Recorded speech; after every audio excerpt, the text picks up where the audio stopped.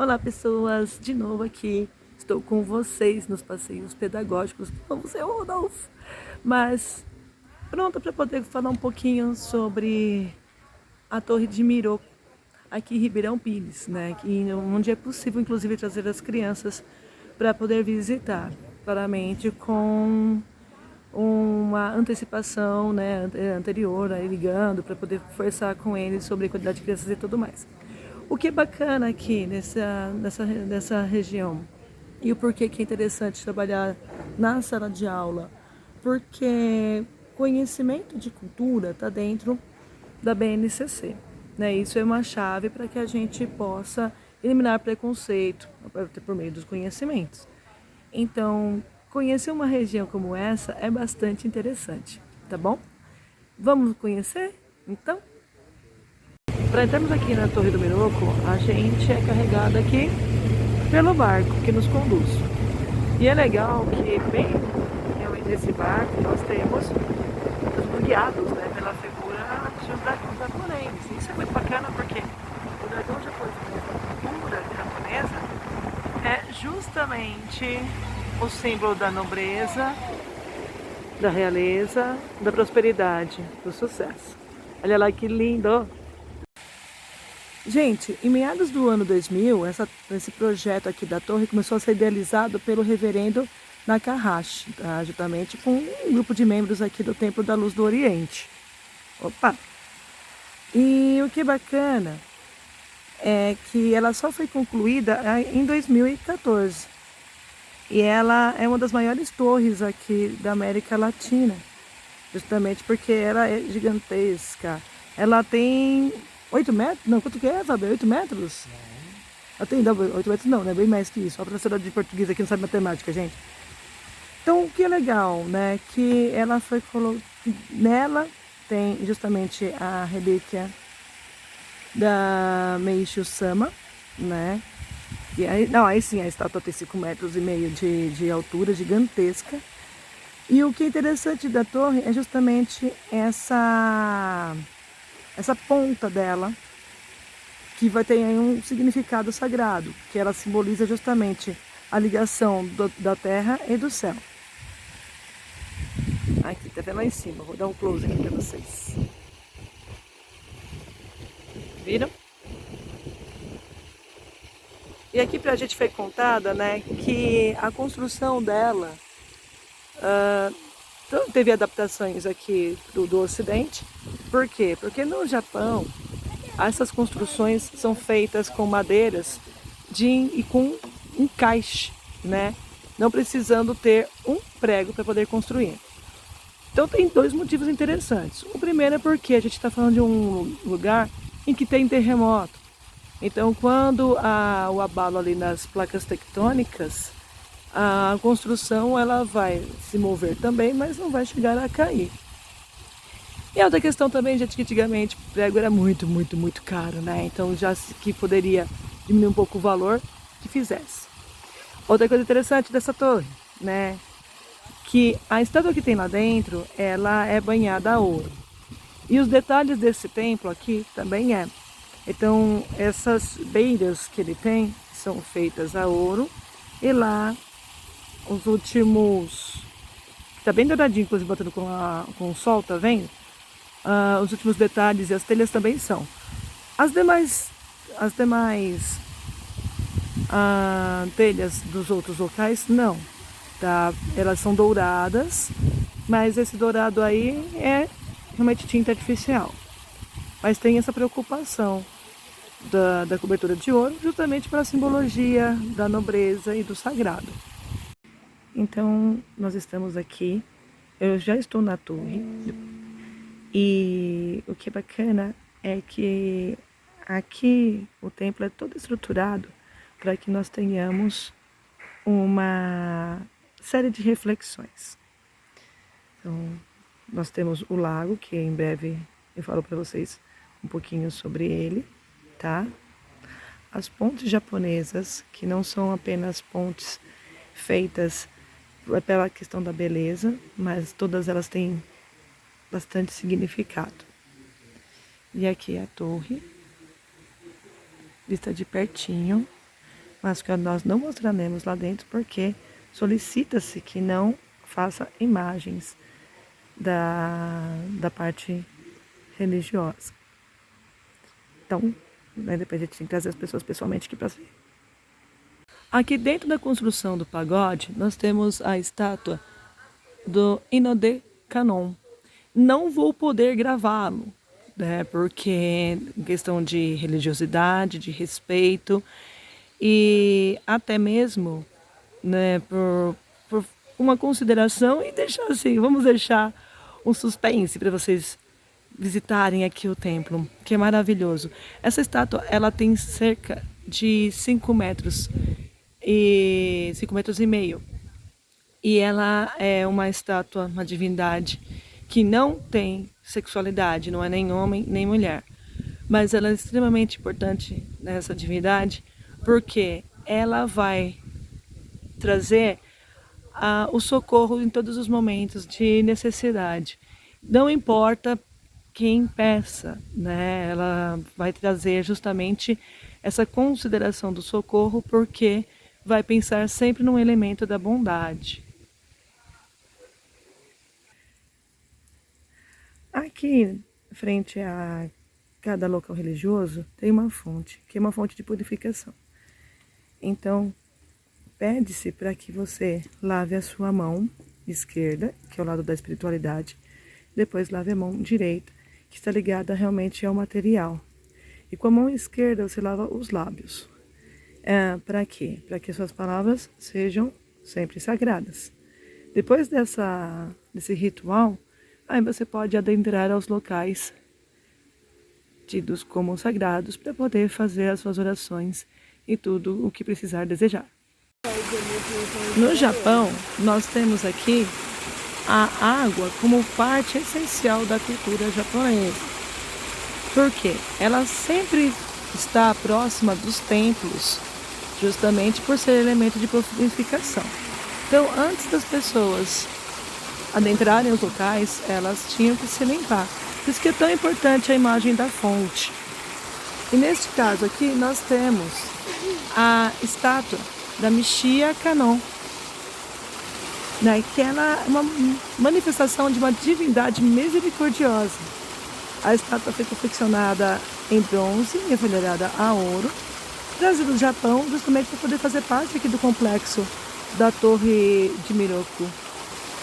Então, veja só que bacana, né? Um complexo todo construído pensando nesses mínimos detalhes, incluindo símbolos como as iluminárias aqui, que vão trazer sempre luz, né, para conhecimento, parte do caminho. Então nada aqui é gratuito. Olha que bacana, nós temos aqui um jardim zen, né, que ele representa justamente uma composição sem árvores, né, e a natureza são representados por meio das pedras e da areia. O que é interessante aqui, que assim, as pessoas quando olham a composição do Jardim Zen, acham que eles são muito simples, né? Porém, esse efeito é extremamente proposital, porque cada detalhe aqui tem um significado. Os riscos na areia, por exemplo, né, é o fluir das águas. E a água corrente é importante dentro da cultura japonesa, porque significa que não há apodrecimento, sempre está em curso. Ela se mantém fresca, paz, né? Por isso que ela é extremamente importante. E traz sorte, claro. Como eu comentei, nada aqui é de graça, né? Por exemplo, nós temos esse laguinho, ele é artificial e é um laguinho feito para o cultivo de flor de lótus. Olha que interessante. Por quê? A flor de lótus para a cultura japonesa é extremamente importante, porque ela vai nascer numa região em que há muito lodo. Então, quando nós temos a presença da flor de lótus, isso significa que mesmo diante das impurezas, é possível nascer algo bom. Então, olha que graça. Então, por isso que elas estão aqui. Estão próximas a uma ponte, outra ponte. Nesse caso aqui é a ponte dos cerimonialistas. Por que a ponte é tão importante na cultura japonesa? Porque ela vai fazer uma divisão. Do outro lado aqui, nós temos o mundo materialista. E deste lado aqui, nós temos o mundo espiritual, né? Que ele vai seguir até, no caso, o pagode nesse exemplo, para poder fazer as cerimônias, né? Do outro lado ali, tem uma outra ponte, que seria a ponte para nós meros mortais. Nossa, professora, você está aqui nas pontes cerimonialistas, que importante você é. Então, que aqui nós estamos no momento de visita, então a gente tem possibilidades de fazer isso, mas no momento de ritual assim muito mais sério, a gente não tem acesso, né, gente? No caso aqui do Templo de Luz do Oriente, ele tem uma questão interessante, que ele tem justamente construída uma capela a Nossa Senhora da Conceição. Se você observar, você vai ver que essa estátua é aquela que nós temos em Aparecida do Norte, né? Então, é a mesma, obviamente não é a mesma, né, gente? Mas é uma representação da que foi encontrada pelos pescadores. Então, quando o Sama chegou aqui ao Brasil, ele foi pedir permissão para que a religião fosse colocada, fosse ensinada também aos brasileiros, e foi até a Aparecida do Norte pedir permissão para isso, tendo em vista que no período, né, o catolicismo era a religião com o maior número de membros aqui no Brasil, e nós tínhamos ali uma referência, uma reverência à Nossa Senhora. Então ele foi, pediu essa autorização e trouxe de lá a Nossa Senhora Aparecida. Por que eu estou ampliando a imagem? Porque a gente conhece bastante a Nossa Senhora Aparecida com aquele manto azul, né? Que aí foi a Princesa Isabel, que depois que os pescadores acharam, colocaram aquele manto azul com uma representação totalmente brasileira para ela e tudo mais.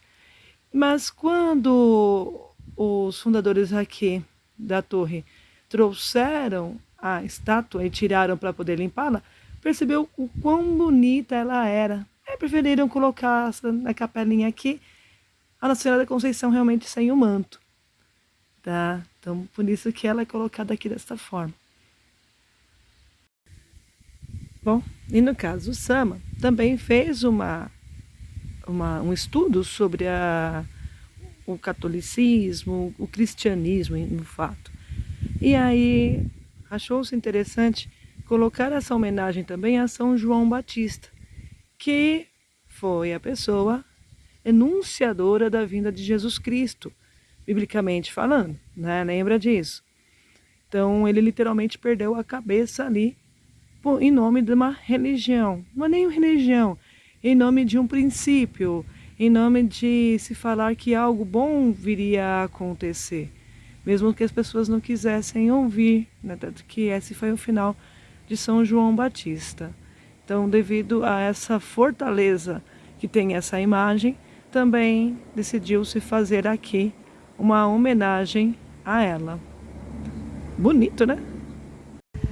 Quando eu comento, né, que nada aqui é gratuito, a construção dos jardins dos japoneses, ela é muito detalhista, com as plantas que estão presentes e tudo mais. Então, o que nós temos aqui no Brasil, com cuidado também, é uma junção de algumas plantas que são provenientes ali do Oriente, mas também plantas do Ocidente. Afinal de contas, elas estão aqui conosco, né, no nosso país. Então, há esse respeito, sobretudo, pelo lugar em que se está. Aqui, olha que bacana, esse pinheiro que eu estou mostrando, eu vou até dar um close. Ai, que bonito! É um pinheiro negro. Ele é considerado um trono dos deuses. Por quê? Porque essa planta, ela dificilmente, assim, apodrece, fica escura. Ela sempre está com as suas folhas verdes. Mesmo quando nós temos ali o inverno com aquela neve, né? Porque lá no Japão neva. Gente, eu tô falando com vocês, tem um passarinho aqui, olha que coisa mais linda. Um passarinho, do branquinho. Ah, eu tenho que mostrar pra vocês, né? Que é muito legal, tá me tirando atenção, olha só. Então, no caso aqui, vamos voltar. Conceita, Rosi? Então, no caso aqui, nós temos esse pinheiro numa ilha. Então aqui, ó, tá todo rodeado por água, tá vendo, ó? Tem essa fonte, tem o lago tá cheio de carpas. As carpas também têm um significado para os japoneses, vocês sabem, né? E ela tá colocada aqui diante do pagode. Olha que imagem linda que eu vou fazer. Gente, percebe? Lindão, né? Justamente porque ela é o trono dos deuses, né? Justamente devido a essa simbologia de ela estar sempre verde, mesmo no frio, mesmo no calor, ou seja, não tem a diversidade da vida que faça esse pinheiro mudar, né? Um bom ensinamento, né? Outra coisa interessante, né, gente, é saber que permite onde nós temos ali alguma referência à cultura japonesa, nós temos carpas. A carpa, além de ser um peixe muito bonito, né? Lindo, tá? Tô pegando um monte aqui. Ele traz uma simbologia interessante de sorte, virilidade, prosperidade. Então, por isso que a gente vê diversos lugares aí, né? Onde nós temos, claro, a questão da preocupação estética, mas também a carpa, que vai trazer toda essa intenção, essa simbologia. Para poder chegar aqui no nosso templo, ficou lá atrás. A gente fez uma viagem de barco, né? Então, para poder chegar aqui não tem jeito. O acesso exclusivo do barco Kuryu é na Marina do Tahiti Náutica Clube, sorry. Aqui em Ribeirão Pires. Então, para poder trazer os alunos, para poder fazer um bom percurso aqui, tem que entrar em contato com a Tama Turismo e fazer as reservas. E assim, de verdade, vai ser um passeio muito bonito, porque além da gente perceber a cultura japonesa, conforme eu comentei com vocês, também se vocês quiserem ter criatividade, biologia que está em tudo, né, gente? Que é coisa incrível. Língua portuguesa que dá para poder fazer o contato com alguma história, né? Pegar algum livro que traga essa questão da cultura japonesa e a gente falar sobre isso. E, obviamente, história, geografia também são possíveis de serem dialogados aqui num passeio como este. Fora o que vocês aí estiverem pensando, com criatividade, tá bom? Então, bom passeio a todos. Eu e o Dragão. Tchau, tchau, gente.